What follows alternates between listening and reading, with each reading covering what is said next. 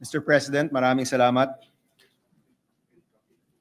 Mga kababayan at kapwa ko Pilipino, karangalan ko po ngayon na pag-usapan ang isang bagay na nakakabahala sa pamilyang Pilipino at sa ating kabataan, ang estado ng ating edukasyon.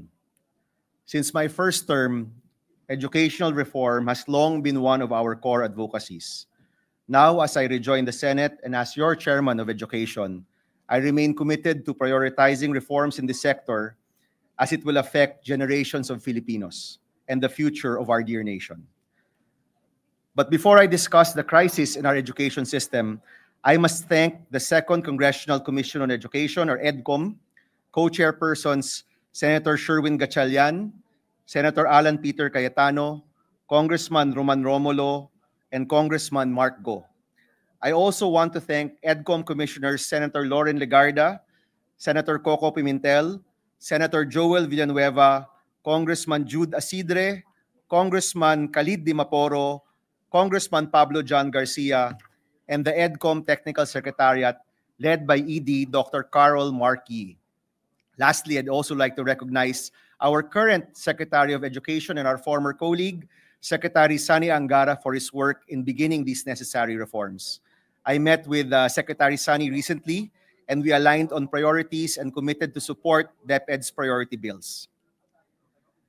The EDCOM report was groundbreaking in its frank assessment of our educational system, and we want to commend their courage, their honesty, and commitment in identifying the depth and breadth of issues. Rather than glossing over and sugarcoating these concerns, it is clear that their critique come from a place of care for our youth and desire for solutions. Matagal na po nating paniniwala na ang unang hakbang tungo sa reforma ay pagtukoy sa problema. At dahil sa EDCOM report, nagagawa po natin yan ngayon. The issues our education system face will not be solved easily. The pace of reform can sometimes be slow, kaya nananawagan po kami sa aking mga kasama dito po sa Senado na tulungan ang komite para matugunan ang krisis sa edukasyon. Pagdating sa edukasyon, siguraduhin po natin na walang kulelat. Siguraduhin natin na lahat gagraduate at may siguradong trabaho. Siguraduhin natin na dahil tayo'y magtatrabaho at magtutulungan, panalo ang estudyanteng Pilipino. Mula sa aming mga konsultasyon sa mga lokal na pinuno, mga opisyal ng paaralan, mga magulang at mga mag-aaral, nakita po namin na malalim ang krisis sa edukasyon at matagal na pong nagtitiis ang mga estudyante sa ating bayan. Nakakabahala at nakakabigla ang pang-araw-araw na buhay ng isang Pilipinong estudyante sa pampublikong paaralan. Ang ilan po, kilo-kilometro ang kailangang lakarin para lang makarating sa eskwelahan. Yung iba, walang classroom na nagagamit, kaya nagaklase sa waiting shed at covered court. Ang iba pa po, wala pang maupuan. Ang mga estudyante kailangan paghatian ng textbook dahil kulang at huli kung dumating. At mano-manong kukopyahin para lang may babalik ang aralin. Ang mga ibang bata pumapasok na gutom. At kung suspendido ang klase dahil sa bagyo, sa baha o dahil sa heatwave, hindi makapag-online para matuto dahil walang libreng internet. Our consultations and EDCOM's report form the foundation of 7 key issues we need to address immediately, while recognizing that there are many more issues that will remain and many more that will arise. Unang-una, Filipino students today face a crisis in nutrition. Only 25% of Filipino children between 6 to 12 months old meet the recommended daily energy intake. 1 in every 4 Filipino children under 5 years old is stunted, and past the first 1,000 days, or from conception to 2 years old, stunting becomes irreversible, and these children will have permanent deficiencies in their physical and cognitive development. Mga kasama, in the 17th Congress, I principally sponsored and co-authored the Masustansyang Pagkain para sa Batang Pilipino Act, or RA 11037, in partnership with Senator Grace Poe. And to solve undernutrition among Filipino children, we must now work together to pass priority legislation from DepEd that amends this law to strengthen its implementation and provide universal feeding for kinder to grade 3 and targeted feeding for grade 4 to grade 6. Our children deserve to be well fed and taken care of so that they're ready to learn. Pangalawa, second, There's an urgent need to address the classroom shortage in schools, with an additional 165,000 classrooms needed across the country. According to the EDCOM report, our Filipino schools are holding more than 2 shifts a day, and only 30% of school buildings are in good condition. Across the country, I've met local leaders and school officials who've talked about the state of their schools and discussed the lack of classrooms. And this leads me to believe, mga kasama, that the classroom shortage may possibly be even more than 165,000.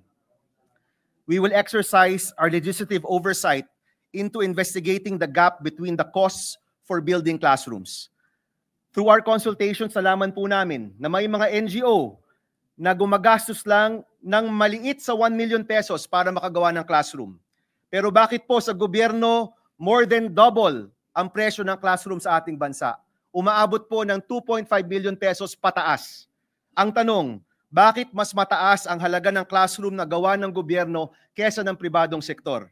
At mahalagang malaman po natin ang sagot sa tanong na ito upang makapagpagawa po tayo ng classroom para sa ating mga estudyante. To solve the lack of classrooms, I filed the Classroom Building Acceleration Program, or the CAP Act.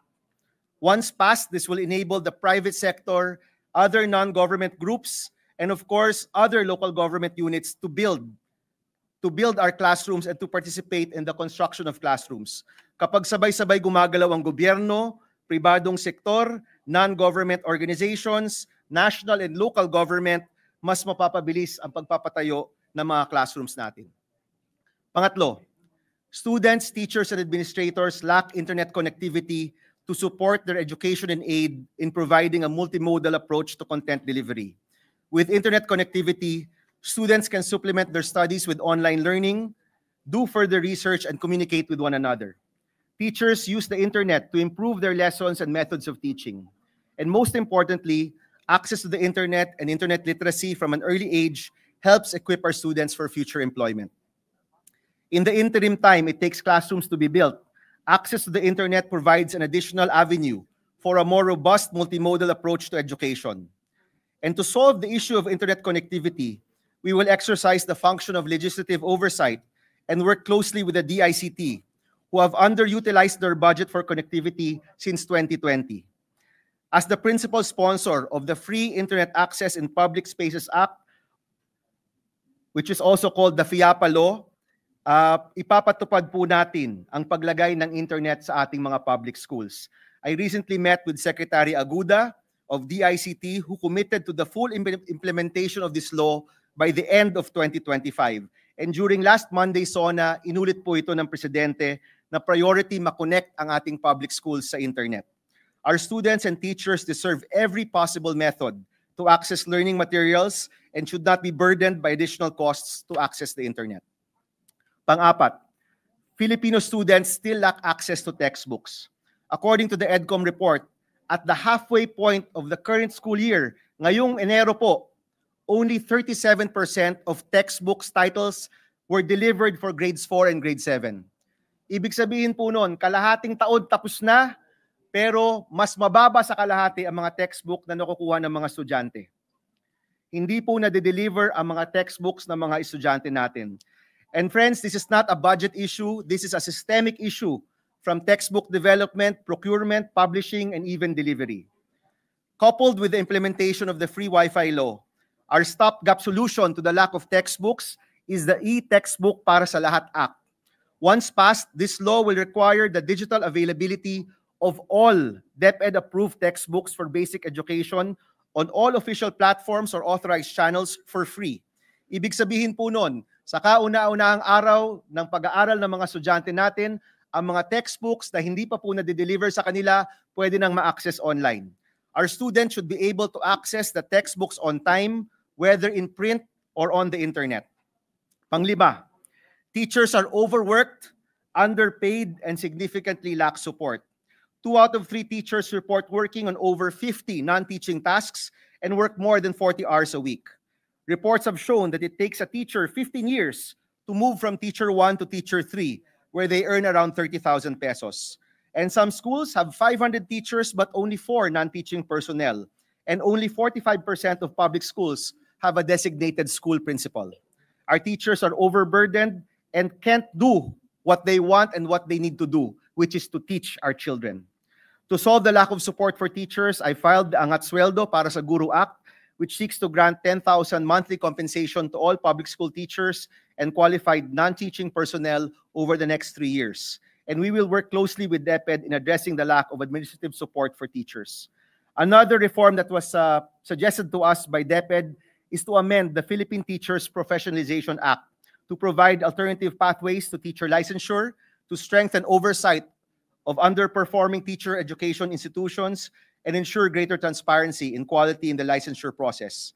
Our teachers face a monumental task when educating our children and should be supported and rewarded for their work.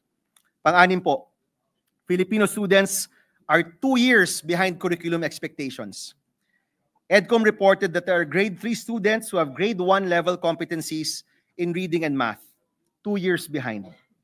They also report that grades 8 and 9 students struggled with basic subtraction and multiplication in the recent DepEd learning camps.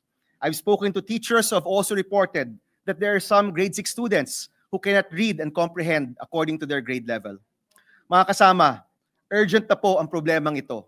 There is a learning gap in our country at kung hindi po natin tutugunan, mas lalaki pa ang learning gap na ito. We recognize the urgency to address this gap in the current curriculum with supplemental, remedial programs, and of course, possibly even changes in the curriculum. To solve this issue, we will work closely with the agencies on properly implementing the K-12 system and strengthen the National Learning Recovery Program. We will work on adequately funding the National Learning Recovery Program and support groups that work on remedial learning. Panghuli, mga kasama, number 7, our current educational system does not adequately prepare students for employability. A PID study released last June 2025 found that only around 20% of senior high school graduates enter the labor force. Only 20% po, with the majority choosing to continue their education. This, of course, calls into question the senior high school program's employment and entrepreneurial objectives. Mr. President, isa sa mga dahilan ng pagpasa ng Enhanced Basic Education Act noong 2013 ay para matiyak na makapagtatrabaho na ang isang estudyante na nakapagtapos ng senior high. Ganun po yung pangako ng K-12. Kung hindi ako mag-college, gagraduate ako ng grade 12 at kaya ko na magtrabaho. Pero nakikita po natin na hindi po itong katotohanan sa ating mga eskwelahan. Kaya yung K-12 system po natin needs to be properly reformed and implemented for us to achieve its intended goal and to give Filipino students more opportunities. Alam ko po na maraming naghain ng mga iba't ibang panukala tungkol sa K-12, and I assure you we will have an open and lively discussion about the K-12 program pagdating po sa ating komite. Sa amin naman po, nag-file kami ng STEP Act or School to Employment Program. This is a law that will require job placement offices in all public senior high schools, state universities and colleges, and local universities and colleges once passed. But more importantly, the STEP Act empowers the schools to make adjustments to their curriculum and revise their course offerings to be more responsive to labor market information and demands.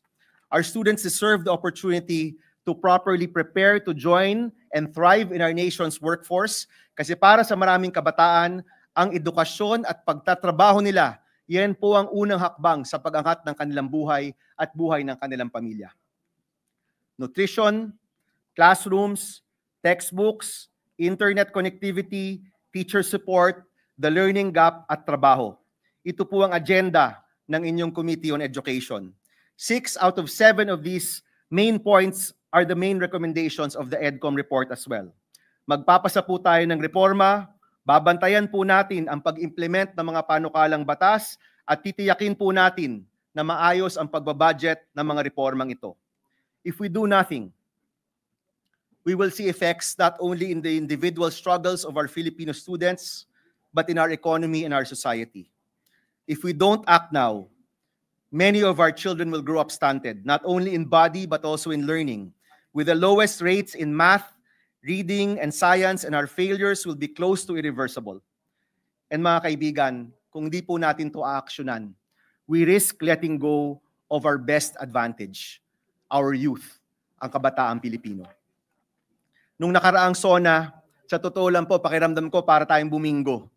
Bingo, dahil 6 po sa 7 agenda na ito ng ating komite ay natantusan ng Pangulo. 6 out of 7 points here nabanggit po sa SONA. At nakakatuwa po na ang prioridad ng ating komite ay tumutugma sa mga priorities ng administrasyon. We welcome the President's affirmation that education should remain a top priority for the last 3 years of this administration. And the committee, alongside everyone here, will make sure that those promises are kept, mababudgetan at magagamit ng tama ang pera ng bayan pagdating sa edukasyon. The Committee on Basic Education is ready to work to pass the reforms needed to improve our education system. We're also committed to oversee and guard the implementation of current laws. We will not hesitate to investigate and call to task any agency or organization that hinders the reforms needed to solve our education crisis. And most importantly, we will make sure that there is proper utilization of all allocated budgets para tunay na nangangailangan ang makikinabang. Lastly, mga kasama, dahil mabigat rin po ang usapin ng budget sa panahong ito, we challenge our body to increase the budget for education to at least 4% of the nation's GDP. This is the recommendation of the United Nations and many other bodies. Alam ko po, palapit po tayo sa numerong ito. Baka po for 2026, malampasan natin ang 4% of GDP at mabigay natin ang nararapat na pondo para po sa edukasyon. With the budget increase and the President's pronouncement during the SONA, I'm sure we will find a way to find the funding para magkaroon po ng successful implementation ang mga education reforms po natin. Itong lahat, kailangan po natin para masolusyonan ang krisis sa edukasyon. Paglaban po natin ang karapatan ng kabataang Pilipino na magkaroon ng kalidad na edukasyon. Ito po ang agenda ng aming komite. Para matugunan ang krisis sa edukasyon, pagsasama-sama, pagkilos at pagtutulungan ng kailangan po. Pribadong sektor, advocacy groups, mga estudyante, mga guro, mga iba't ibang sangay ng ating gobyerno at syempre lahat po tayo dito kailangan po magtulungan para sa mga isyong ito.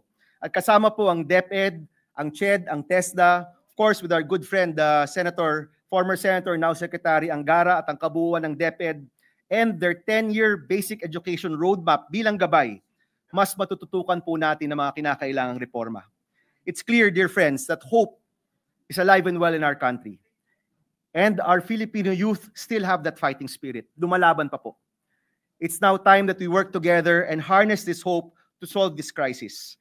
Muli po, sa aking mga kasama dito, maraming salamat at inaasahan po namin na magkakasama tayo at magtutulungan para masolusyonan ang krisis sa edukasyon. Maraming salamat, Mr. President. Thank you, dear colleagues.